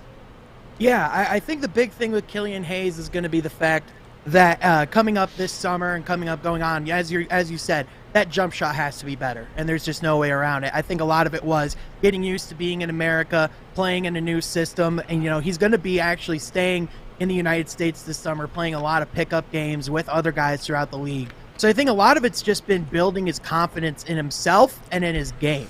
He really grew into this body and this frame that he has now, and he even talked about earlier in the season how he's kind of learning how to use that to finish at the rim and to get better looks for himself. So I think a lot of it is just Killian just finding out who he is as a person, being here in the United States. A lot of it is figuring out who he is as a player and how he can best attack. I think as we saw as the season went on, there's a lot of reasons to be optimistic. I mean, the guy has intangibles to be an all-world defender someday. This being a 6'5" guard, if he can get that jump shot, there's definitely a lot of reason to be patient with him because of the fact that he is still so young. He's only 20 years old, and he did just get to the 90-game mark a few games ago. So there's a lot of reason to be optimistic for sure. But That's a big if, though. It is. It's a big if. Can you teach someone to shoot? In my opinion, I think you can. He has the fundamentals for a good jump shot. He has the base there. I think it's just going to come down to the way that he really just works on it this summer. If he can get it consistently, definitely someone you can keep around. Otherwise, coming up this deadline, he is more expendable for sure because the Pistons want to start winning some games now. No doubt. Sean, I want to talk to you about this season as a whole. How would you characterize it? Yeah, I would say it's a season of ups and downs. Definitely at first, it looked like a lot more downs than there were ups. I would say once the team got healthy, once we made some trades and added Marvin Bagley and got some length and versatility, I think this is a season of growing for the Pistons. And I think at the end, I think there's a lot more confidence in that locker room of what it takes to become a winning team. I mean, towards the back half of the season, in the second half, Troy Weaver pointed out that they were a top 10 defensive team in the league. They were a couple games under 500. We saw Cade Cunningham show that he's a franchise guy, prove guys like Dave Bing wrong about what they were saying about him. I think if anything, you go into this offseason, you're optimistic of what you can put together if you put in the work. You go get another lottery pick, hopefully something in the top 5, and then you have the ability to take that next step as a team and see if you can vie and push for a playing game next year. I think there's just a lot of things to be optimistic about from this season. I couldn't agree more with you. And we're talking to Sean Murphy, part of our Woodward Pistons team, at Sean Halfcourt. I love this guy. The infectious positivity that you bring in this building is phenomenal. Sean, I want to put this tweet up. This tweet up. It's Paolo Banchero and Jabari Smith. Both guys liked a tweet that Cade Cunningham put out yesterday. Detroit versus everybody. Cade Cunningham put that out. Banchero and Smith both liked that tweet. I think you have to look at this Cade Cunningham guy. And something. You mentioned it as a franchise-type player. People want to be around him. He makes it cool to be a Detroit Piston. And Saddiq Bey, no different. I mean, Saddiq Bey, you can lump in here because those two guys are going to attract guys. You give me a top 3 pick that includes either Banchero or Jabari next year. Or Chet. And this team is going to compete for a long, long time. Ryan, I couldn't help but notice your reaction on chat there. Listen, I would say anyone you could get in the top 3, top 4 is going to be someone that's worth getting there, because in my opinion, guys that look at Cade Cunningham, they realize if these guys are like fireworks, Cade Cunningham's the gasoline. He's the lighter fluid that's going to make it explode and become that much better, because that's the kind of game that Cade Cunningham has. He has the kind of game where he can do everything, where he can make other guys around him better, where he can make shots easier, where he can make passing lanes open and create passing lanes that he didn't even know were there in the first place. He tries really hard on the defensive end. He's all about the guys that are around him. So naturally, that's going to attract stars and other guys around the league, especially guys are in this draft lottery, realizing that it is highly possible that they could end up with Cade Cunningham. And I'm sure they would realize that that would be way better for their career trajectory than, say, Jalen Suggs in Orlando. However, I can't help but, even with the bull that we saw with everything with the Rookie of the Month award for March, I mean, the thing that Cade Cunningham's going to have that these other guys don't is another top lottery potential guy alongside him. And so you got your own beeper? Very scary going forward. Oh yeah, I could do a couple different things. We could go like, and now fighting in the red corner. I love it. I told you I love this guy. I told you I love this guy. He did the sound guys work for him and bleeped his own stuff. I love it. I love that. Hey, Sean, thanks for joining. I love your work. I love your energy. And I'm with you all the way with Cade. When you're just seeing Cade throughout the season, all the guys like KD, Kyrie, all these other stars coming up and just saying how much they love his game, I think that maybe not attract them, but it's going to attract somebody. But here's what I want to ask you. Do you think that Dwayne Casey, moving forward long term, will be able to be the guy that can lead this group? Should Pistons fans be patient and continue to let Troy Weaver build this roster and so Casey can take it home? Because we've seen what he did with the Toronto Raptors, and unfortunately when he left, he didn't get a chance to even coach a Kawhi Leonard, but we've seen him build playoff teams. Should Pistons fans be patient and let Casey stick around for a long time? First of all, Kory, appreciate you, man. You know the feeling is mutual. I love your work. If you're not following Kory Woods on Twitter, you're making a big mistake for yourself personally. But anyway, I love this guy. I love the love. I love the love.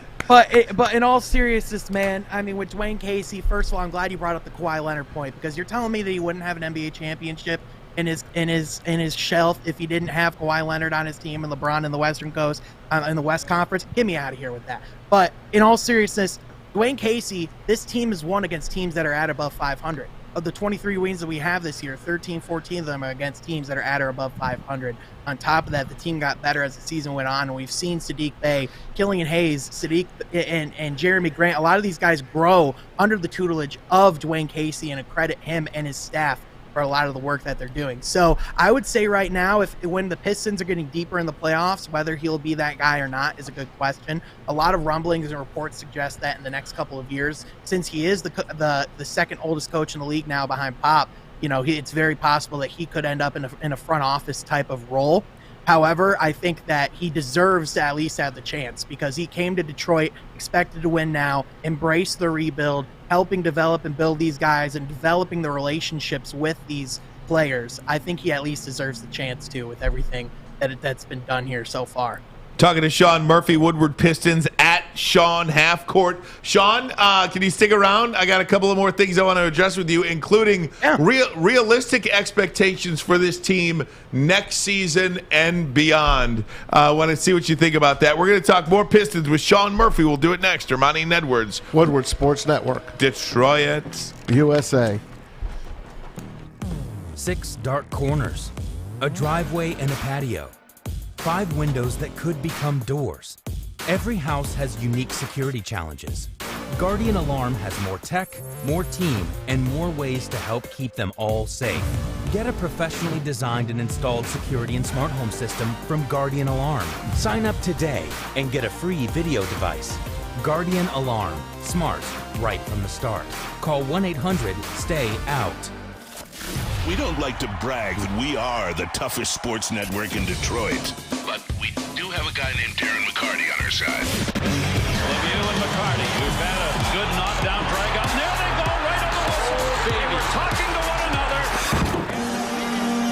sports.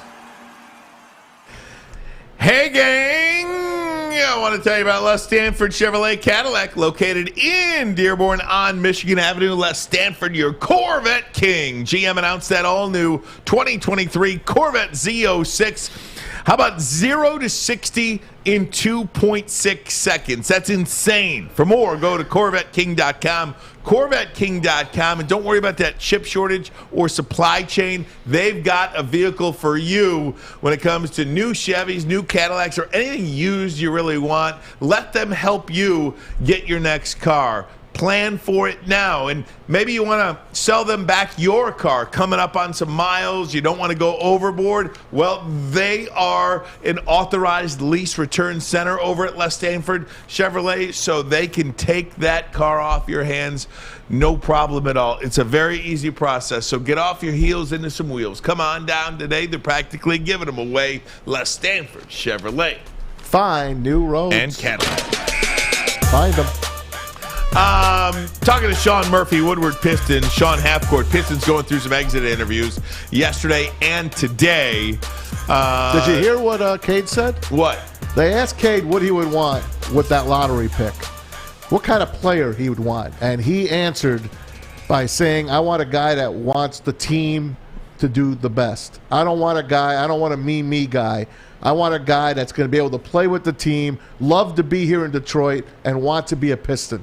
This is what your rookie number one pick is saying, what he wants as his next teammate. This kid is well above his age. Sean, do you feel like there has been, and we're talking to Sean Murphy, Woodward Pistons, do you feel like, just on the heels of what Maz says, for a long time in the NBA, outside of the 04 Pistons and obviously the Spurs run, there was unless you were a warm weather destination or a big city, why even compete in the NBA? I mean, because those were the teams that were getting all the free agents. They were attracting everybody. Now, I mean, Ja Morant makes it cool to play in Memphis. You know, Cade Cunningham makes it cool to play in Detroit. You see what Phoenix is doing, although warm weather climate, but nonetheless, you see what I'm saying.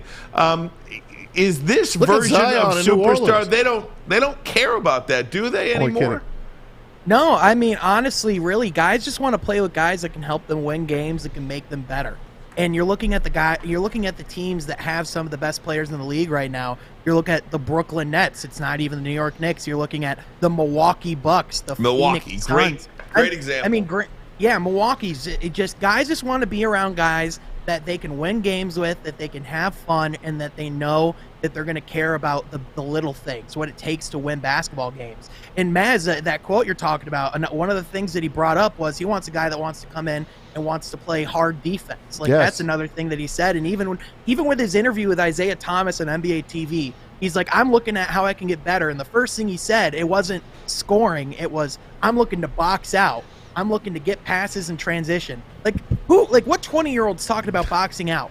Very little and very few of them. And that's our number one guy in Detroit. That says something. That tells him he's in Detroit. That's my point. Why, Sean, why hasn't he gotten the love? I feel like he's not flashy enough. He should win the Rookie of the Year. His numbers say he should win the Rookie of the Year. He may win the Rookie of the Year, but I feel like nobody's talking about it except here in Detroit.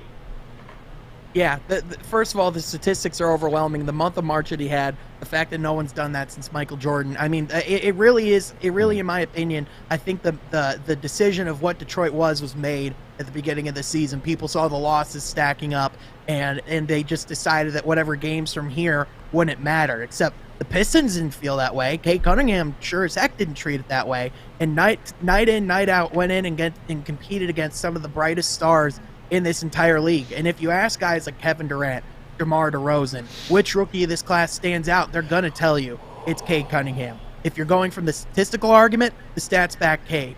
If you want to make the winning argument, sure, Cleveland's had a better season, Toronto's had a better season. But if you look towards the end of the season, how the Pistons had a better record than Chicago, LA, and Golden State going down, and guess who's leading them? Cade Cunningham. So really, it's one of those things where I don't know what else people need to see. It really just has to be the fact that people must not be tuning into games. Because if they are, they can tell that the Rookie of the Year is right in front of them, and they've been playing in Detroit the whole time. So, how would you feel when the awards come out and Cade Cunningham does get snubbed? What would that say to you about the rest of the league? Do you think that would hurt the Pistons' chances of attracting people to come here, or do you think like these ballers would just go ahead and like, hey, we know who this guy is, we know what he's about, and that would be enough to go ahead and finally get some free agents here? Because we've known for a long time Detroit is not a free agent destination. All of the Detroit teams have been built either through the draft or through trades. They're championship teams. Right. Yeah, I don't think players are going to think one way or the other on what Cade's award gets. I think guys are going to look at his passing ability, his ability to score, lead a locker room, attract attention and maneuver players like it's a chessboard. I think guys are going to see how much of a fit that would be for their game and want to go there. I don't think it's a secret why Paolo and Jabari Smith Jr. are both liking that tweet and might be vying to go try to play with Cade Cunningham, because I think they realize that you can do special things with him. So, to me, it's never about which market's the brightest, which stars are the brightest, what weather's the warmest. To me, it's about where can you go and win basketball games, what's a program you want to be a part of, and the type of program that Detroit's building. Guys like Troy Weaver now, too. Remember that. Players throughout the league respect Troy Weaver and be sure to bring him up for the success that they had in Oklahoma City. So there's a lot of reasons why Detroit's looking more and more like a destination that's viable for a lot of these guys in the league. Sean Murphy joins us, Woodward Pistons. What a bright light you are, man. I could talk basketball with you all day long. We won't talk football, though, because you didn't like my baking thing. Anyway, all right, here you go. You're on the clock at 3. Uh-huh. Who are you taking? Who's gone? 3 overall. Go ahead. Who is gone? Who's going first? Jabari Smith is going first. Yeah. Who's going second? Chet Holmgren going second? Yeah, Chet's going second. Okay. If I'm at number 3. Are you taking Jordan Ivey, his guy?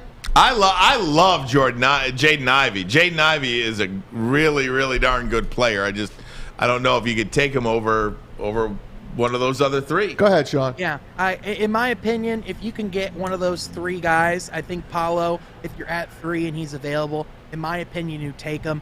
I mean, his offensive ability, his playmaking ability as a big is something that, from a pick and roll standpoint, from what you can do with him and Cade Cunningham, it's absolutely dangerous. My question with Paolo is he going to put in that effort night in, night out on the defensive end? Is he going to affect the game in other ways than scoring and help this Pistons team? Because we might not need a guy to come in and do a whole ton of scoring right away with Cade Cunningham. I mean, obviously, you do need other guys to put the ball in the basket, but the question is, what are you going to do if you're not scoring points? And with Paolo, I struggled seeing what he really did in college before March. And on top of that, I just don't know what he'll do in February against Orlando in those games that can very much decide your seeding in the playoffs. So, that's my one thing with him, and Ivy's certainly a heck of a player. However, I think despite those concerns, I think if he's in the right environment, I think Paolo would be a good fit on this Pistons team. So definitely enticing, that's for sure. St. Peter's shut down your boy, Ivy. If St. Peter's could shut him down. Maz's alma mater. Hey, Sean, I want to throw one at you and go in a different direction with the Pistons. And I want to talk about Jeremy Grant. Do you think the Pistons move on from him this offseason with some type of trade, try to create some type of package to bring in a superstar and pair him with Cade Cunningham? Because right now, Jeremy Grant has a pretty cap-friendly deal. And I think the Pistons have the most cap space going into next season. You're able to get him off the books and get somebody. I mean, because I believe he's about to go into an expiring deal, correct? Yeah, he's going to have a deal with 1 year left on his contract. He's going to be eligible for a max contract extension. It's funny. Even Troy Weaver, he didn't mince words either on his postseason interview today either. Just talking about how they are definitely putting feelers out at the deadline. He's sure more people will call throughout the summer. Not entirely sure what it's going to bring. I would imagine that Detroit would be tantalized by the idea of Portland trading their lottery pick and then being able to have another chance to get another good young piece with them in the draft. As far as being able to trade Jeremy Grant for a star, I mean, if you throw in something else as well. I'm sure you could certainly go out there and make a feeler for, say, before everything started turning around in Boston. I wonder if Jaylen Brown would have been on the table, but obviously now being at the top of the conference. I certainly think Troy Weaver is going to start being more aggressive this summer, and I think they're going to attack the draft, but I think they're going to attack a lot of things. And Sean, I would expect something big's going to happen soon. Last thing for you, Sean. Give me a realistic expectation for next year, and talk to me about that background. A lot of people in the chat wanting to know about the background. Yeah, about this background. So, I mean, I do have a green screen. I'm in my bedroom, nothing special here. But no, in all seriousness, I think next year, I think a big thing, I think we can get the play-in is something that's definitely realistic as far as where we want to end up. I think we can end up in that anywhere from 8th to 10th seed if Detroit really puts things together. I think Cade Cunningham could potentially be an all-star next year. And, yeah, be sure to subscribe from Half Court. Follow me on Twitter, Sean Half Court. And, yeah, guys, I just appreciate being here. This is a lot of fun. And, Ryan, I feel like I am your mini-me. Something Matt said earlier, probably not wrong. Sean, I am obsessed with you. I literally am. I do. I think the world of you, man. And you keep Likewise, smiling. brother. You keep doing what you're doing. And I'd love to have you on again. Great job today for 2 segments. Thanks so much. Thank you, buddy. Appreciate it, guys. Awesome it was an guy. honor being Awesome on, guy. man. Sean freaking Murphy, Woodward Pistons, at Sean Half Court. Check him He's out. as good as any basketball guy we've talked to. Without question. Oh, We're going to take easy. a break. Come right back. I want to get back into your Baker Mayfield situation. Oh! Ryan Edwards. Hey, I wanted to do a LeBron. LeBron James. He said he's not going to be a GM anymore. Oh, man. I don't believe one word he said. We can go there. Hold on, let me All right. LeBron James, Baker And Baker Mayfield. Mayfield. Lots Clip of this Cleveland, one. This is gonna be lots of gold for me. Cleveland talk. Yeah. We'll be right back. Woodward Sports. Detroit. It took exploring 50 different formulas and hosting countless taste tests, but we believe Gypsy Vodka is the smoothest vodka on the market. Don't believe us? Ask the owners. We're Mike and Adam Kazanowski with High Five Spirits Distillery. We're in close to about 1,200 locations throughout Michigan. We wanted to create a brand that was geared more towards freedom, love, adventure, and at the end of the day, we really wanted to tell a story that inspired other people to take risks, follow their dreams, whatever that might be. The official sticker partner of Woodward Sports. When it comes to stickers and signage, think Sticker Genius. We support this local Detroit business, and we are excited to show you our latest project, the Planet Fitness Studio from Sticker Genius. If you need custom stickers, wall graphics, window graphics, and plenty more, reach out to our friends at Sticker Genius. We at Woodward Sports couldn't be any happier with the service they provided us. They were quick, easy to deal with, and super professional. Head to stickergenius.com today.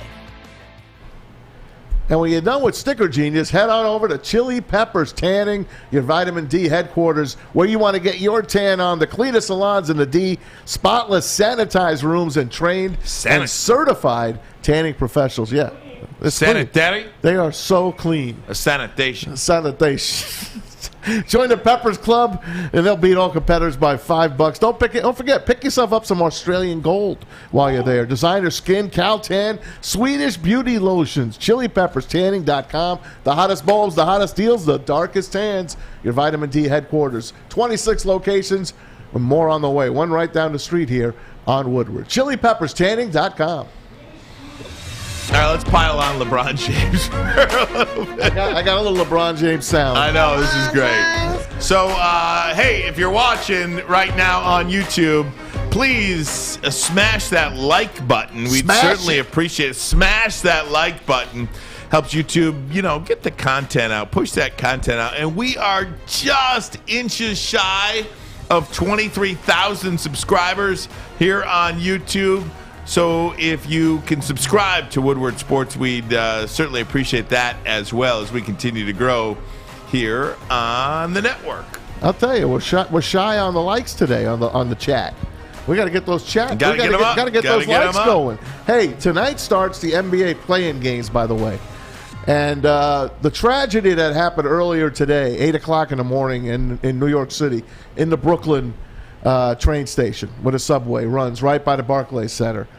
Some idiot goes in there with a smoke bomb and Scares the living daylights out of 5 people. shot, 13 hurt. Thankfully, No deaths, thankfully. no deaths. They haven't caught this guy yet, but the Brooklyn Nets host tonight. The Nets are hosting the Cavaliers tonight. It's a battle for 7 and 8. The winner becomes the 7 team, and the loser, the number 8, will have to play the winner of the Hawks Explain and the this play. Hornets. Anybody know about this play-in stuff? Alex is pretty good at it. Alex, explain this play-in to everybody there listening. Yeah, so I'll put the graphic up one more time. So basically, it's I wouldn't say it's one and done for the 7 and 8 team, but basically Brooklyn, and we'll focus on the East. Brooklyn and Cleveland play tonight. Say Cleveland loses. Well, Brooklyn and Cleveland are the 7-10? 7-8. 7-8. So the 7 and 8 seed are playing a game, and the 9 and 10 seed play. Okay. So the 9 and 10, we'll focus on the 9-10 game. The 9 and 10 winner goes on to play the loser of the 7-8 game to become the 8. So basically, if you are in either the 7 or the 8 seed, you have 2 tries to get that last spot. Whoever loses tonight's got one more chance to survive. Can I just say this? Yeah. This is the dumbest thing. Thank you. In sports, as it stands. I loved it. You get 2 extra crappy teams in. As it stands, this is the dumbest. I hate it. Thing in the history of sports, because the NBA, by the way, is not like the NHL. Now, if this was the NHL, where the 8 could beat the 1, I understand. Good point.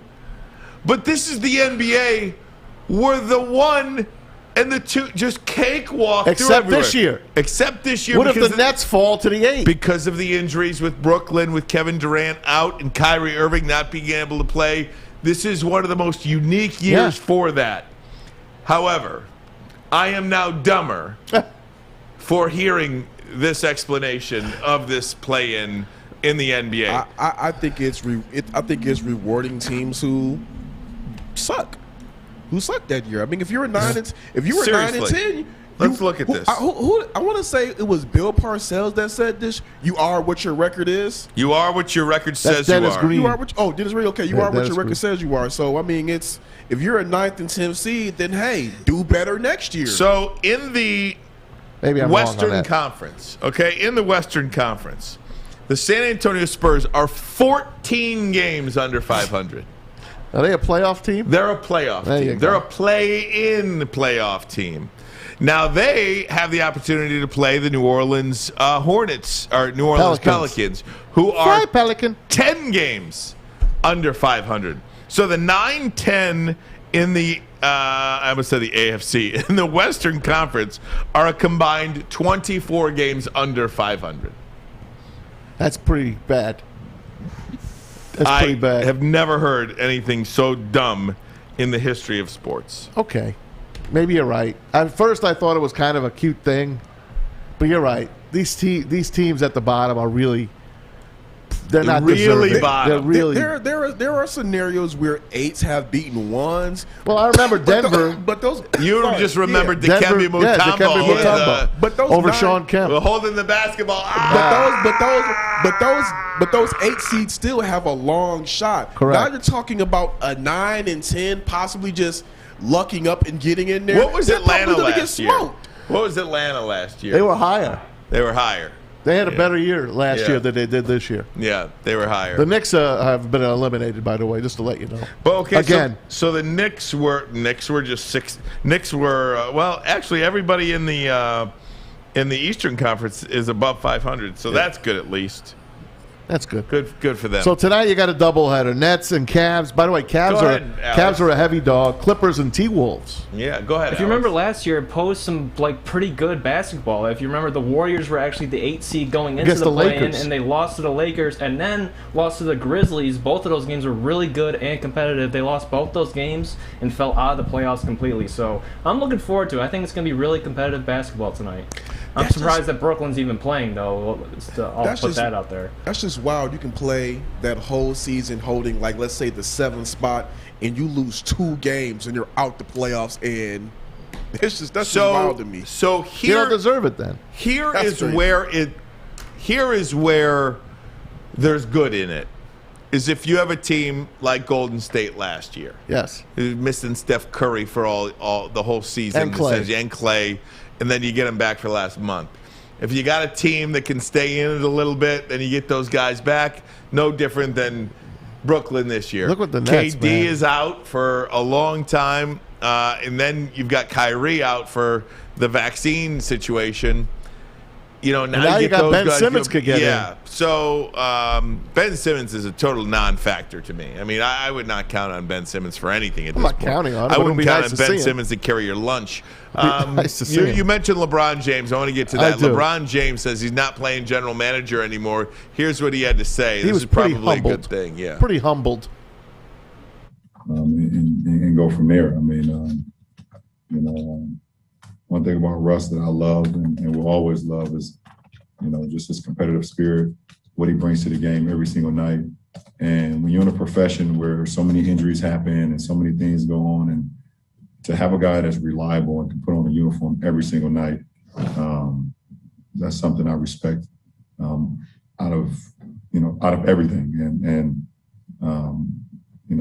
I'm not going to sit here and make decisions for the front office and things of that nature, but I love being a teammate with Russ, and that's just the way it is. So I don't know if he's been humbled or not, but I just don't think LeBron James is going to be ushering people out of town anymore. I saw a stat today that he has more coaches fired than rings. Mm-hmm. 5 coaches fired and 4 rings. And by the way, that Juwan Howard thing did heat up a little bit yesterday. We discussed that. I did not realize this. He interviewed for the Lakers job prior to Frank Vogel getting that job, and he obviously didn't get it. Frank Vogel did, and but he wants to coach his kids, and I mentioned that yesterday. Yeah. He wants to coach his kids at Michigan. Both of them are there, and that's what he's gonna choose. The hot name is Mark Jackson, believe it or not. Nick Nurse. One of my favorites, Uh-huh. and Nick Nurse. I hope Mark Jackson doesn't get it, because I don't want to see him go to L.A. and then just stay where you are. You know, our good friend Rob Parker, who says all these rumors about Nick Nurse going to the Lakers. They don't the need a Lakers nurse. don't need a nurse. They need a doctor.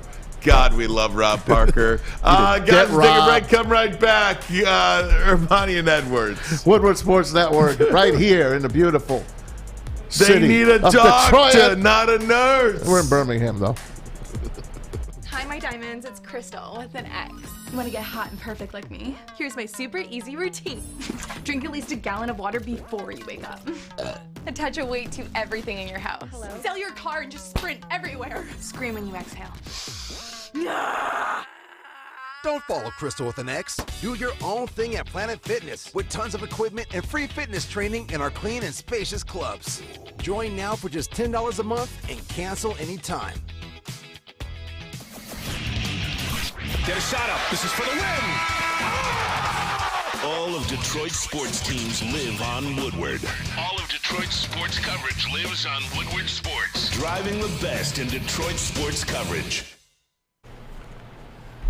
Hey, gang! How would you like to win $100K? Yes, you heard me right. $100,000. Just get to Lady Jane's today, get a precision haircut, and register for your chance to be 6 figures richer. Get to a Lady Jane's Haircuts for men near you. Let one of their talented stylists treat you like a king. Open 10 to 8, 7 days a week. Walk in anytime. Relax. Watch your favorite team play. Before you know it, you are handsome and clean. Ooh-wee! Lady Jane's, get a haircut. Try to win $100K. Register for it. Walk in anytime. It's wicked awesome. So, Adam Schefter, we talked about this yesterday. The tweet that got so much reaction to it, describing the career, Dwayne Haskins' career in lieu of his death was something that he got a lot of backlash for. On his podcast, he did apologize. Take a listen. First, I wanted to address the death of Dwayne Haskins and the tweet that I posted this weekend. It was insensitive. It was a mistake. And I can assure you it is not my intention. I wish I could have that tweet back. The focus should have been on Dwayne, who he was as a person, a husband, a friend, and so much more. I wanted to apologize to Dwayne's family, his friends, the players in the National Football League, and offer my condolences to everybody close to Dwayne. And in the way I failed Saturday, I wanted to turn people's attention to make sure that Dwayne is remembered properly. After his outstanding career at Ohio State, which led him to become a first-round draft pick, most recently, Dwayne appreciated the opportunity that the Steelers had given him, and he was responding to it. Every day when he left practice, he would bump fists with head coach Mike Tomlin, with general manager Kevin Colbert, and with team president Art Rooney, which was his way of showing that he was grateful to be a part of the organization. They grew incredibly fond of him, and there was a mutual respect and appreciation. Dwayne loved living in Pittsburgh.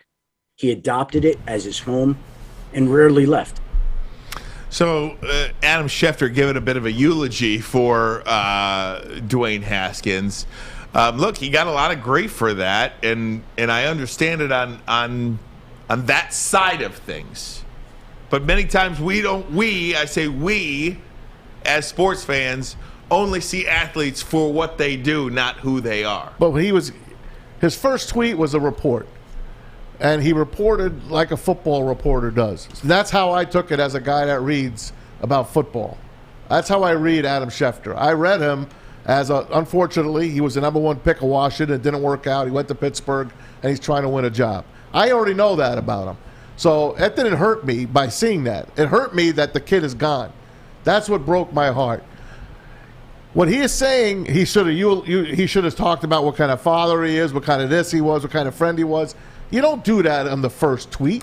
He was just reporting the information. So I didn't have a problem with it. Other people do. So that's why we're here, I guess. People have different opinions. We all have them.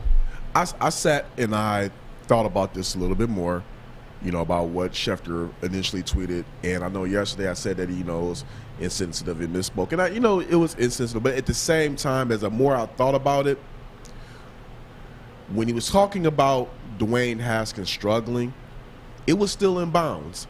Because he wasn't talking about Dwayne Haskins struggling in life. No. He was talking about Dwayne Haskins struggling on the football field. To win a job. Could he have left it out? Yes, he could have. But when in the confines of reporting, it was in bounds. Correct. Because he was talking about his football play. Now, Gil Brandt, on the other hand, He's that an was idiot. personal. Yeah, that was he shouldn't be personal. doing it. He's an old man that shouldn't be on Twitter. I don't want to go on that. So when we talk about Schefter, good that he apologized just because, okay, public pressure, humane thing to do.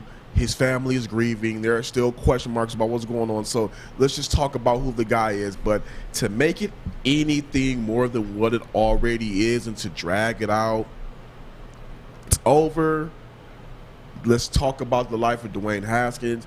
Let's figure out what led to this.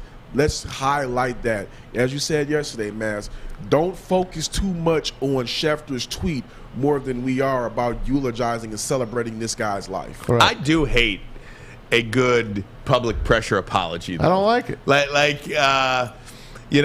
And as one of the I lost it now, but one of the guys on the YouTube chat says it's just cringy, right? Yeah. I mean, a good and then he's going overboard. Now you're going overboard. You're going 3 minutes on what a good father and husband and everything. Because people are saying he needs to apologize. He needs to apologize. Look, he doesn't need to apologize to me. He doesn't need to apologize to Maz. He doesn't need to apologize to Ryan, Sam Flannel, or Sam. Or he needs to apologize to Haskins' family. It didn't even need to be public. Right. Correct. It didn't even need to be public. No, it's just too much, man. We are too much as a society. Relax. And again, it does drive, though, and whether you care about this kind of stuff or not, I mean, it does drive a more wedge between the players, I think, and the fans, because for a lot of fans that I mentioned, in right, wrong, or indifferent, most fans, I would say, just see the players as athletes on their TV, just like they see most people in the movies or on television in their favorite shows as actors. You don't realize they're real people with real feelings and real families that might hear something bad about you. You just don't. Now, whether that's again right, wrong, or different, let me change that's just the way words it a little. is. Let me change the words a little. Dwayne Haskins, former first-round pick of Washington, standout at Ohio State, died in a terrible accident. Peyton Manning, first-round pick, should have been a Heisman Trophy winner, died in an accident. It doesn't matter the description. The guy died. That's all I took out of it. As a football fan, I remember Dwayne Haskins signing autographs the first time he got in a football game, and he missed getting back on the field. These are the things I remember. I remember him beating the hell out of Michigan. Those are the things. I didn't need Adam Schefter to describe him. I don't know. I think I'm talking out of both sides of my mouth. I'm lost now. I will say this, though, and I think it would be irresponsible of me not to bring this up because there is a flip side to it, and I don't want to sit up here and speak for the black community. I don't want to make this a total race thing, but in a sense, there is a race element on this aspect after talking with friends and people, of my community. There's sometimes, just in my opinion too, there sometimes feels like when there are white journalists talking about black athletes, there seems to sometimes feel like they're talked about differently, they're eulogized differently. Like, when you talk about some of these things that happen publicly, they'll talk about white athletes when they struggle, but how they overcame, the triumph of the addiction or anything like that. They'll talk about their triumph, but sometimes with black athletes, they get talked about like, oh, this guy is this, their guy is that. So that was the kind of feeling when Schefter put that out there about Dwayne Haskins, like, damn, right, another white journalist kicking a black athlete while he's down, or now while he unfortunately passed away. So that's kind of like the element that I feel that I know some of my friends were feeling on. I know everybody's not going to agree with that, but the thing about it is that's just some people's perspective. Me, because of just me doing this job, right, I understood that Schefter was speaking strictly right about football, but it meant nothing about it. But there is that element where people of my color, of my race, that feel that sometimes black athletes are covered not as fairly in certain situations. They always bring up the lowlights and never the highlights. How do you think he would have eulogized Ryan Leaf? If Ryan Leaf got hit by that car, what was he going to say? He's going to say former first-round draft bust, Ryan Leaf killed on a street. That's what he would have said. Regardless whether he would have or not, I do appreciate that perspective, Kory, because it's one obviously I don't have, right? Everybody's got their own perspective. Everybody's got their own perspective. Everybody's got their own opinion. I just know that there is that element out there, and I think that's something that needs to be talked about too, because where I would see the tweet or Maz would see the tweet and see nothing, you might say, oh, well, damn, man. I mean, come on. Now, I understand that and appreciate it. I don't look at him as a black athlete. But that's me. I just look at him as a football player. So if you could, I feel like we're at a point now where, let's say, I call LeBron James a bum. Mm-hmm. Which I have. Well, you have done that, or whatever. That can almost be seen as some kind of way now. Whereas, but even though Walt Frazier is my favorite basketball player of all time, Julius Erving. But I mean, I just I don't know. Part of the great thing about sports is rooting against people too. Yes, having a villain. If you have no villain, sports are way more fun. Absolutely. Like Ohio State is a villain to me. Red Sox. Any player they have is a villain to me. The Chicago Bulls were a villain to me. I hated Scottie Pippen and Michael Jordan. Either way, I don't know. It's just there are blurred lines now that I think sometimes you don't even want to criticize anybody in fear of being called a racist or something like that because of the way you talk about a black athlete. If I say, I think there is. It's very nuanced. So I think there is a real. I think you can kind of look at it and see, like, okay, this guy is going out of his way to criticize somebody, whereas where this guy is keeping it bounds. I think Schefter in his tweet was keeping it in bounds. It's just that you see it so much that any instance now you just want to rush to jump to it. So that's more so the feeling. I don't feel Schefter was doing that, but when you see it so much, even when you would take the smaller slight and be like, okay, that's what he's doing right there. Are most athletes in the NFL African American? Are most? Yeah. I'm about 75%. He's just reporting on football.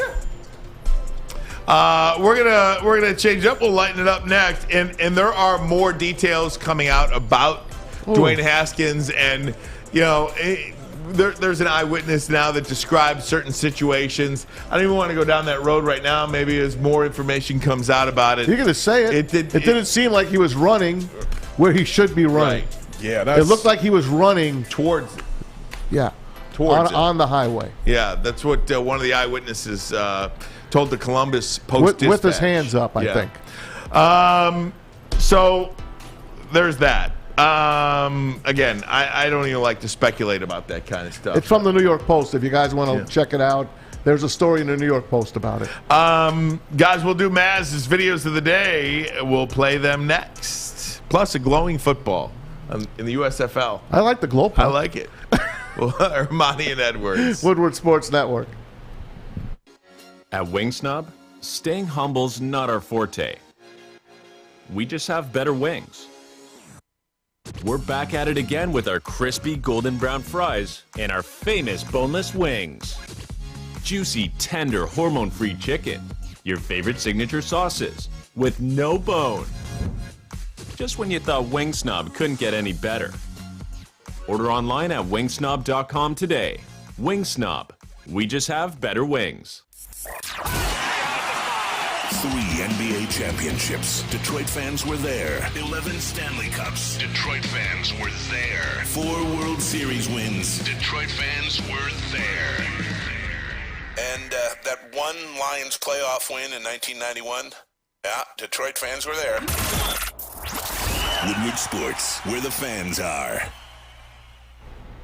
Cintron World is an aspirational lifestyle brand with a line of sparkling flavored energy beverages, premium bottled water, and revitalizer shots. If you are looking for premium ingredients, long-lasting energy, balanced hydration, essential vitamins, and great taste, Cintron is your top choice. I'm personally a big Cintron fan. If I'm having a long day at work and I need a pick-me-up, I go for the cranberry kind. It's very, very good, not very filling, and it just makes you feel good, makes you feel energized, gives you that jolt. Cintron is more than just a beverage, it's a lifestyle. And Cintron doesn't just fit into your lifestyle, it enhances it by encouraging you to look good and feel great. Drink it, live it with Cintron. Oh, Sam. Very good, Sam. And when you're done with that Cintron, head on over to Big Boy, especially now the Seafood Festival is back at Big Boy, including the Friday night seafood buffet. It goes till April 24th. Catch it while you can. Fish and chips, fish fry, popcorn, shrimp, and pike perch. The new fish sandwich as well at participating locations. Get to Big Boy. Do it now, especially on a Friday. The USFL is going to unveil a glowing football. We'll talk more about that tomorrow. I'm in on that. They start on Saturday. Yeah. I cannot wait. I'm in on that. I want to hear all about it. Guess who's one of the announcers? Who? Kevin Kugler. He's so good. Kevin Kugler. Yeah. Kurt Menefee this week with, who's the Fox guy? Joel Klatt. Yeah. So Kurt Menefee and Joel Klatt, and then Kevin Kugler and Mark Sanchez for the next game. Love Kevin Kugler. They got some pretty good announcers. Absolutely. Hopefully it'll work. All right, it's that time of the day we like to play Maz's videos of the day. And now it's time for Maz's videos of the day, only on the Woodward Sports Network. Last night in baseball, the Tampa Bay Rays were getting their heads handed to them. So what the heck? They bring in one of their middle infielders, Brett Phillips, to pitch. But who knew what a Gold Glover he was? Action and watching the velocity at which it's coming in with. Watch Phillips. He may catch it. And he did. Out number 2. Have yourself a day. That was absolutely ridiculous. It's amazing. Isn't that cool? He throws the ephus pitch, gets the pop-up in foul territory, gets under it, and slides right under it beautifully. The what pitch? The ephus pitch. What's the ephus pitch? It's the, you throw it well up in the sky and let it drop down into the strike zone. Corey, have you ever heard of the ephus pitch? No. I haven't either. I like that, though. Sam, have you? Oh, yeah, I've heard of the ephus pitch. It's the one that goes like 48 miles an hour up and then Drops designed to go down. right into the strike zone. That's it. What was that pitcher who threw it? Was it Dice K? Did he throw an ephus pitch, or was it someone else? I forget. There's been many to throw it. I think way back in the 50s it really started making, before you were born, Ryan. The ephus. The ephus pitch. Got it. Okay. All right, let's move on to my daily kid video. And this is the kid. Excuse me? Oh, Alex is screaming out of the box. I thought I was doing something wrong. Ken Griffey Jr., known as the Kid, today in 1996, hits a tape measure shot at Sky Dome. Of course, Dave Niehaus on the call, the late great. See if Amarillo's going here with nobody down. Nope. And that ball is belted. That may be in the upper deck. Fly away, way over the Hard Rock Cafe. My, oh my, what a shot by Junior. The Mariners get 3 more, and you can hear the buzz here at the Sky Dome. A mammoth home run by Ken Griffey Jr., and both of them tonight have been tape measure jobs. Boy, is he out of his slump. And My this God. crowd still Look at that thing. Amazing. Above the Hard Rock Cafe. The purest swing in all of The baseball. best ever. Now, you remember back in the Sky Dome days where they caught those two in the hotel? Yeah. They're messing around They're up messing there. around in the hotel Absolutely. out in the right center field. That sure. was pretty eye-opening back in the day. To say the least. Yeah. Good old Daxton Hotel down the street, too. Had one of those Absolutely. things. Very good. I got one more for you. Okay. How about this little pool shark? Check this kid out. I'm glad I didn't play against him. God. Oof. Look at this kid. He going to knock them all in? He's going to try. Just look how good he is. Don't miss too many meals either. What's wrong with that? That's terrible. I shouldn't have said that. Yeah, what's wrong My with that? mic's not on, is it? Yeah, I'm afraid it is. Now he gets the bridge out, the little bridge stick, because he can't reach. He's going to get the little bridge out. Oh, the bridge Everyone's is where used it's the at. bridge. Bridge is where it's at. Yeah, he can't reach it. He's a kid. He's just clearing this freaking table. I mean, we're going to watch him clear this whole table, aren't we? No, we're not. This is the last shot. Look at this. It's all about geometry, all about the angles. See that? Were you good at pool? I mean, it's fine. I told you the story of my back in the day. I thought I was like the pool shark, or that bowl upstairs, and in the basement of Columbia Park Lanes was the billiards hall, where I'd spend a lot of time down there. Everywhere I went, it was filled with smoke, and I'm a non-smoker. Oh, Everything I loved in life, the track, bowling, billiards, everywhere I went, it was smoke. So I talked my dad. I'm like, I could definitely kick your butt, Dad. No question. I never, ever saw my dad shoot pool in my life at that point. God. He takes me to Columbia Park, and he literally wipes the table with me. Oh, my God. And I never, ever saw him play billiards before. And that was my, yep, he was a hustler, man. Sammy Maz, I love you. Great show, guys. Corey, thanks so much, man. This has been fun. Keep Thanks your for phone having on me. for tomorrow, too, because you never know. Braylon has been pretty ill, so we're hoping to have him back. I'm gonna have to go get me a haircut in the morning because I can't do hat 3 days in a row. Right. Take that hat off. Let me see. Oh, you're looking good, man. Fine, man. No. See. Brother's haircut's got to be lined up, man. Hey, you and Braylon got the Wednesday haircut. Yeah. What is with the Wednesday haircut? Well, me, I just get my hair cut every 2 weeks or sometimes every other week. But this is definitely a race thing. black guys got to stay lined up at least once to twice a week. I'm sorry. It is what it is. Braylon is every week, by the way. Yeah. Every Wednesday. Yeah. Kory Woods, we love you. Sam, Thanks, man. great job. Alex, you're the man. Maz, love you, bud. Thanks, kid. Love Hopefully you, you all too. enjoyed the show today. We'll be back here tomorrow. If you missed anything, watch it again on YouTube or Please do. listen anywhere you find your podcast. Woodward Sports Network, baby. Thanks so much. We'll see you. Another 2-2. Oh, to deep left field. Javier Baez has left the building.